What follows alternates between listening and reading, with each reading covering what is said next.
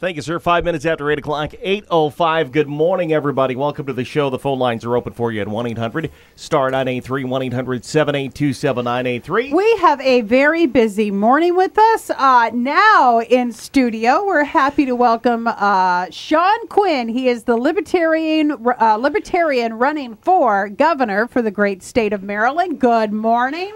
Good morning to you guys. I appreciate. Boy, it's early. I was going to say. Now you're working. Now when I was working in a warehouse, we called it second shift. That's that 2 to 11, 3 to 11 shift. So that's what you work. But yeah, I go in at 3 and I get off at 11, so I don't get home till about 11:30. Well, thank you for coming in this morning. So it's in the middle of the night for you. Yeah, but that's okay, because I don't have $1 million to spend on signs and campaign commercials. So anytime I can get a little time, I take it. Well, we're gonna talk about that a little bit because you are running as a Libertarian. Yes, I am. And that is a legitimate third party. Yes, it is. And it is, by and large, ignored.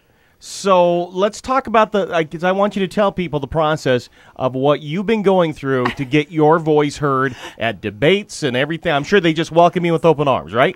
Well, I'm really surprised this year. I mean, I don't get invited to the debates and stuff that two-party agendas control. Yeah. Poor Shawn. But the local communities have been inviting me left and right. We've been to over 100 events since January. Oh, good. I mean, because I don't have the millions of dollars. I can't qualify for public dollars because you have to have millions of dollars to qualify just to get those millions of dollars. Right. Can't afford to go bankrupt. Right. So I put the gas money in the truck and I drive to whoever wants to hear me. And if it ends up being one person, that's great. If it's 500, that's even better. But I just go and I answer their questions. All right. Well, let's start at the beginning. Because when it comes to politics, most people know Republicans and they know Democrats. Let's talk a little bit about Libertarians, what it is you guys stand for, and what you specifically want to do as governor of the state of Maryland. Okay, well, I guess everything in the Libertarian Party comes down to we're non-aggressive people that think adults should live their life the way they choose as long as they're not harming anybody else or their property. Well, that's just crazy talk. I know. I mean, why would anybody want that? Right. So, okay, that sounds great. I can't imagine anybody having a problem with that. Well, they have the problem when they start have to deal with like prostitution. Mm-hmm. They think that it should be illegal. But I say it's your body. If you want to make a contract with somebody else, who's is the government to step in? Okay, so prostitution should be legal. What about marijuana? It's not so much that it should be legal, but if you made it legal, it would be off the streets. It wouldn't be a crime anymore, so there would be no extra money in it for a crime. People would be in brothels. People would have to go into the brothel actually looking for it instead of being on street corners and back alleys. And then you would get rid of the disease that comes with it because they'd be seeing doctors. So there's so many things that get cleaned up just because it's not outlawed anymore. What about drugs, marijuana, things like that? Okay, drugs is another one. It's your body. If you want to put crap in your body, who is the government to tell you can't?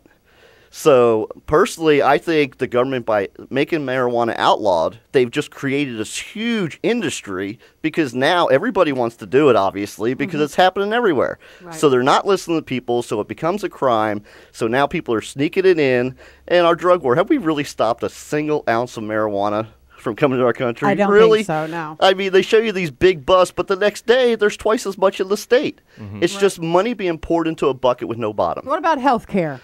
Healthcare is pretty tricky. I mean, we just had the Affordable Health Care passed. Yes. And I mean, let's face it, it's a federal law. Our Congress passed it, both houses. The Supreme Court ruled on it. Yep. And so we're stuck with it. I mean, so as a governor, I really can't change federal law. But if it starts affecting Marylanders adversely, we can step in and make laws to make it easier on Marylanders so they still get it without being too costly for everybody else. Okay. All right. Well, of the two candidates that that people readily know that are running, Hogan and Brown. You said something interesting off air though about the two candidates that are running, and what was that? That they have no plan. That they're the worst of the two that could have been picked, absolutely. right? I mean, I didn't see Hogan at all during the primary, and I didn't see Brown during the primary. But I saw a lot of the other Democratic candidates, and I was everywhere with Charles Lawler. And Charles Lawler had a plan. He really did, and I was really surprised he didn't win. And Heather Mizere, even though people don't like the fact that she's gay and that she has all these school issues that will spend lots of money without fixing what we already have, she was the best candidate. She had a plan, and she knew where she wanted to go. The two guys I got running against me now, they don't have a clue what they want to do. They tell you they're against stuff, but they don't tell you what they're going to do. Hogan spends all his time pointing fingers, telling you this is wrong, this is wrong, this is wrong. You know what's wrong with your state. You live here. You don't need somebody to tell you what's wrong. You need somebody to tell you what are they going to do to make it better. All right, what are you going to do to make it better? Okay, the first thing we want to do is try to get term limits for all elected offices. Really? Really. Because Wow. let's face it, when you've been in office for 16, 20 years, you're controlling Annapolis. Because you tell the new guys what they're going to do or they're gone. You have all the backing, you have all the money. As soon as you term them to 2 terms or 8 years total, they don't have that power anymore. So somebody new that gets elected because they have better ideas, they can get some of their ideas through. Now, But that sounds like an uphill battle to it's get. going to be. They're going to say no because, let's face it, they don't want to give up the power. They don't want to give up the money. Sure. They're becoming millionaires off of your back. Right. So once they say no to a bill to change the Constitution, we can put it on a referendum. I got you. And then the people can vote The for it. people can decide. And then that's how it should be, the and people. And you think the people will decide for term limits? I think so. But if they don't, they've spoken. Right. So then nobody has anything to complain about. It was offered to them, and they had a choice to say yes or no. Okay, so term limits. What's another thing that you want to change? Well, just to finish up on term limits, another nice thing that will come from term limits is we can get rid of the pension system for elected officials. Because if you're only in office 8 years, you don't deserve a pension. How many people work for 8 years and get a pension for the rest of their life? Right. How much money is that going to save the state? We could So you could be, how long do you have to be a politician or in as a governor or a delegate or whatever until you get a pension from the state of Maryland? How long do you have to serve? You're not going to get one, period. You're there to serve. You're not there to live But off. right- So you would get rid of pensions entirely for Right. elected officials? Right. I don't think gotcha. we can do anything about the ones that are already being paid. Yeah. But we can keep any new ones from being paid. Okay. Oh, wow. Um, Okay. All right, so let's say that happened. What else would you like to do as a governor? The next thing we want to do is we want to reduce sales tax to 3%. Wow, that's a huge hit, Sean. It is a huge hit, but when we get rid of the pensions, What are we at now? 6? 6. 6%. So But- you're going but to take Virginia- away half right, of but our Virginia tax. is only at 3. Okay. And Delaware is at 0. So we're just farming business out of the state because people don't want to pay that high percentage. And let's face it, you pay 6% on everything, even toilet paper. Mm-hmm. It's not like you're going out to buy toilet paper because you want to. It's something you need, and you're Right. paying 6% tax on it. All right, one of the things I had a conversation with my sister about 2 weeks ago, and she was talking about coming to Maryland on vacation. I said, oh, yeah, because she likes to go to casinos. And I said, oh, you're going to love there's casinos everywhere. She says, I didn't think gambling was allowed in Maryland. I said, you know what? I don't know whether it is or not. But there seems to be casinos everywhere. There are casinos everywhere. What is the deal? Is it legal? Is it not legal? What are you? Do you think it's a good? Should we have more? Well, I think it should be left up to the counties. If they want to have casinos in their county, that's why you have a county government. I mean, most things in government should be done by your local counties because that's where you live and that's the community. Right. They should decide what they want in their community. That's how you have diverse communities, so people that don't like stuff can find a place where they do like stuff, and then everybody can be happy. So apparently it's legal because we do have casinos. They're So- everywhere, right? And not only that, we have the lottery. That's a state gambling. We've had that forever, yeah. And So the horse gambling- racing, right? Right. Yeah. So gambling must be legal as long as the state's controlling it. Yeah, it's funny how that happens. Okay, so we're talking about half the taxes, sales taxes gone. How do you make that up? What do you cut? Well, half of it we're going to make up just by getting rid of pensions. We've already added some numbers up, and we can make up half of the sales tax just with the pensions. Getting rid of pension. See, because I know people are listening. Maybe they're tuning in right now, and they're worried about It's a lot of just state employees. Just elected officials. so you, Elected official Elected pensions. officials, because Okay. they're the ones that stood up and said, I want to serve the people. They Right. didn't apply for a job and get hired and get a paycheck. They're serving the people because that's what they said they want to do. Okay, gotcha. Okay, so sales tax, you think will be made up just with the pension. Half of it will be made up with the pensions. Where are you going to make up the rest? Okay, there's plenty of other things we can do. We're looking right now. We've been trying to get actual numbers on the budget, and of course, since we're not in office, all we get is the general budget. So Sure. I think the first thing I'm going to do is just cut every department 10%. Because Like Every sequ- state department? every state department. It's because- like sequestration. Well, That's- there's so much waste that they're spending on. I mean, when you see that they build metro stations that they can't open because of substandard concrete, Right. It's like, come on, people were supposed to inspect that project from the ground up. If you have something done to your house, you put the foundation down, inspectors show up. Yeah, right. If you don't do it right, they say fix it. So why didn't this happen there? Because they're just paying their buddies to do crap. And I'm tired of it. So if we take 10% out, they're going to have to start looking at what they're spending money on. I think you might be onto something. Hey, let's talk about debates. Have you been invited to any debates? No. Matter of fact, the first forum they had was in Ocean City. I actually went and was outside with my signs waving it because they refused to let me in. I even talked to Hogan personally and said, why don't you stand up and tell them that you won't show up if they don't have all candidates? And his answer was, it's not my function.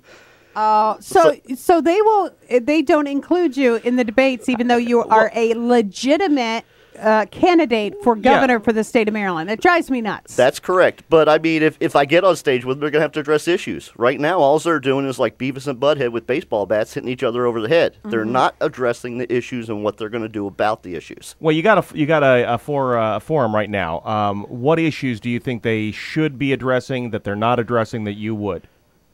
Okay, they have no plan on how they're going to cut taxes. They both think that, well, Brown thinks taxes are too low. Hogan thinks they're too high. But neither one of them have a plan on what they're going to do about taxes. And from what would you do with them? Well, like I said, we're going to lower sales tax to 3%, and then we want to attack income tax, and we want to make it a flat 2%. Okay. For everybody, no deductions for anybody. And I think you'll see that we'll actually be taking in more money by lowering it 2% because everybody will have to pay their 2%. And no deductions No at all. deductions for anybody. Corporate tax also has to be lowered so it matches our neighboring states. All right, let's talk about that a little bit, corporate taxes. There has been a mass exodus of jobs in Maryland. How, as a governor, I would think one of the things you would be looking at is, hey, guys, come over here and work. It's got to be a priority because if we don't get jobs here, then you lose tax base. Well, what carrot are you going to dangle to bring those jobs? Well, hopefully when we lower the taxes, and we're going to get rid of taxes like the personal property tax to business. I mean, every business is paying for everything they own every year. It's ridiculous. Some small business can't even have a storefront because they can't afford to pay the tax on the tables and the chairs and the counter, their computers. Everything gets taxed. Property assessment, yeah. Right. I fill that out every single year, yeah. So if we get rid of that, that's going to be you pay your $300, and then you get taxed on top of it if you own anything, if the business own anything. It's weird. So, I mean, we don't get new storefronts for that simple reason. People are working out of their houses. And then when they try to work out of their house, the county comes in with their little, oh, you need this, and you have to have this, and you haven't filed this. And they're just forcing them out of business. We have to start talking to the county and say, look, stop doing this. We know you want revenue, but if you keep pushing these businesses out, then you're not going to have any revenue in the long run. His name is Shawn Quinn. He is the Libertarian governor candidate, gubernatorial candidate, if you will. And he is out there trying to be heard, which is an uphill climb. I have a question, T. I want to ask Shawn, what about the Veterans Affairs? Now, I know Brown says Veterans Affairs, Baltimore, everything, people are wonderful, things are great. Everything is just as sweet as can be. Doug Gansler gets in here when he was running, said that's absolutely not the case. Let's talk about veterans because we have a big veteran population here. What would you do for veterans for our area, not just the state of Maryland, but also for Southern Maryland? Well, you know I'm a veteran too. I have 20 years in the military. I retired with honors from the Navy. And I personally try to avoid using any kind of vet services because that's how bad it is. Really? I mean, you want to go to the doctor, you better be planning to make an appointment and sitting there all day. You're not going to be able to just go in like if you have an appointment with your doctor, you sit there for 10, 15 minutes, go in, 15 minutes later you're done and can finish your day. You're sitting in the Veteran Affairs place all day. Where do you go as a vet? In Southern Maryland, where can you go? Do you have to drive to Baltimore? Where's the closest location? Is it Charlotte Hall? I believe Charlotte Hall is the closest place. Well, why is it like that? Why can't we do better for these folks? Again, I'm not in office right now, so I don't know what the people running the department are doing. But I can guarantee you when I get in there, I'm going to find out. And if I don't like what they're doing, it's real easy to tell the head of a department, say, hey, there's my desk, leave your resignation on Monday. Good. And replace the guy. See, because you hear one thing from one mouth and another thing from another mouth, and the public is confused. And then you have the veterans going, no, it's a mess. I'm sitting all day. I just don't understand where some politicians, where they can say everything is daisies and bunnies and everything is perfect when you have poor veterans saying, I can't get my medication, and then a defeatist, I'm not even going to go. Because you got me. You got me, Veterans Affairs. I'm out. You beat me. Yeah, it's not just that program. It's a lot of programs in Maryland. They put in so much red tape and so many waiting lines that you don't use it. If they can get you not to use it, then they're not spending money. Now, before we let you go, one thing or a couple of things that people need to know about you before November 4th, before they go to the polls. Well, I can tell you I'm an everyday working guy. I go to work every day. I work my 40-hour weeks, and a lot of times it's more than that. Sure. And at the end of the pay period, I get my check, and I'm like, wow. I make $2,500 every 2 weeks, and $1,000 is out for taxes. Right. Taxes, Social Security. It's just like, wow, why do I work so hard? Right. And just try to get those people in Annapolis to come work a couple days a week for you. It's not going to happen. And I understand that. So when I get in office, my door is going to be open 2 hours every day for citizens. You don't need an appointment. The governor works for you. The governor should never be the most important person in the room. It should always be the citizen. So you're going to have access to me. You're going to be able to come and tell me what's wrong, and we can come up with solutions together. And that's how government should work. The people telling their elected officials what they want and making it happen. His name is Shawn Quinn. He is running for governor under the Libertarian Party. One thing before you get out of here. Let's say you win, okay? Fantastic. Wow. You win. You're the governor of the state of Maryland. Guess what? I've already won, though. Okay. Good man. You have, now as governor, you have purview over the National Guard for the state of Maryland. I want to drive a tank. Make it happen. Okay, come on up to Annapolis. Got my vote. Got my vote. Yeah, she All right. gets to drive a tank. Yeah, All no, right. you have no idea what you've just done, Yeah. Shawn. And I don't mean one of those. I'm fully armed. I want munitions in it. Well, I can't guarantee you that, but you can drive. I mean, they have people that know how to drive that they can. Sure. They take press people all the time to drive. So Sure. you're press. There you Well, I don't go. want other people there. I just want access to a tank. All right, listen, thanks for coming in today. Remember his name. It is Shawn Quinn. He is the candidate for governor under the Libertarian Party. So remember the name. Shawn, good luck to you, sir. Thank you so much, and thank you for having me this morning. Because I'll tell you, anytime Nobody will have you. Nobody will have you. it's not that they won't have me, but I mean, it's far and few. The Baltimore Sun has interviewed us twice, Right. And I'm going to Solomon's after work tonight because I have a TV interview in the morning. Okay, well, So good. I am being heard by people. It's just when local papers don't hear you and they don't want to put your letters in, it just gets frustrating. I hear you. All right, righty. 8:22. Let's check the road, see what's going on.